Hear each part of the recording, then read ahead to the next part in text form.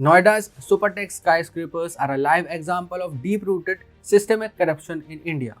Made with the collusive effort of bureaucrats, politicians, and corrupt builders, the building represents a clear-cut violation of rules, norms, and statutory laws of the land. And welcome to TFI English, the National Socio-Political Analysis arm of the TFI Media Group. I am your host Piyush, and if you are watching us on Facebook, give our page a like, and if you are watching us on YouTube, like the video and subscribe to the channel. Coming back to the story in this video, I will explain to you the timeline reaching up to the demolition of the supertech skyscraper. So let's begin. Thanks to the Emerald Court Owners Resident Welfare Association that they raised their concern to the appropriate authorities and fought the corrupt system. They not only ensured their rightful use of their property but also uncovered the system's failure and brought justice in their favor. After years of judicial fight, finally the supertech skyscrapers have been demolished. Here is the brewing timeline that led to the fall of skyscrapers. In 2004, the New Okhla Industrial Development Authority allotted 48,263 square meters of land to Supertech Limited for the overall construction and development of a residential society in Sector 93A. The initial intended project was envisaged to build a residential society Emerald Court of 14 towers of G+9.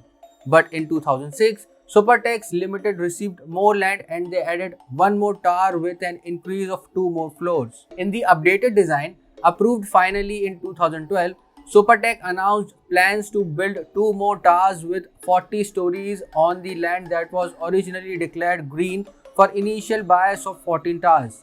Despite the constant appeals of RWA, Resident Welfare Association, to Noida and builders, they went ahead with the plan to build 2 more towers. The land, which was originally proposed to leave green for 14 towers, was occupied by greed. Aggrieved by the arbitrariness of Supertech Limited, RWA complained with Noida that the builders have breached the rules and misrepresented the buyers' facts. When officials of Noida didn't listen to RWA, they filed writ petitions under Article 226 of the Constitution to demolish the illegal buildings. Hearing the writ petition of the RAW, the Allahabad High Court in 2014 observed that the Twin Towers, CN and Apex are illegal constructions.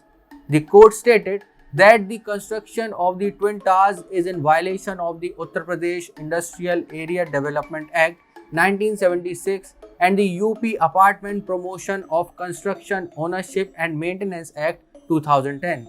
The court further observed in its order that Supertech Limited would bear the cost of demolition and they would also reimburse flat buyers for the money obtained at 12% interest.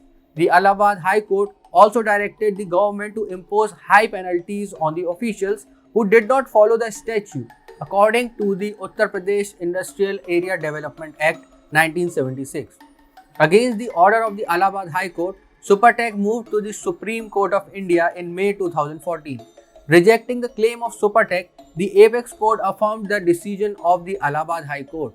Meticulously scrutinizing the project's updated and authorized proposals, the Apex Court observed that clear cooperation existed between Supertech builders and officials of the Noida Authority in the sanctioning procedure. The 2 towers were built by violating the Uttar Pradesh Industrial Area Development Act 1976 and the UP Apartment Promotion of Construction, Ownership and Maintenance Act 2010. Consequently, the court concluded that the High Court decision stands affirmed and the work of demolition shall be carried out within a period of 3 months from the date of the judgment. The demolitions should be carried out under the overall supervision of the Central Building Research Institution, Roorkee. In accordance with the Supreme Court judgment, the demolition work was carried out today under the technical supervision of the CBRI Roorkee. The demolition reflects the might of law that pledges to bring justice to society. The credit must be given to RWA that stood against the collusive partnerships of builders and Noida officials.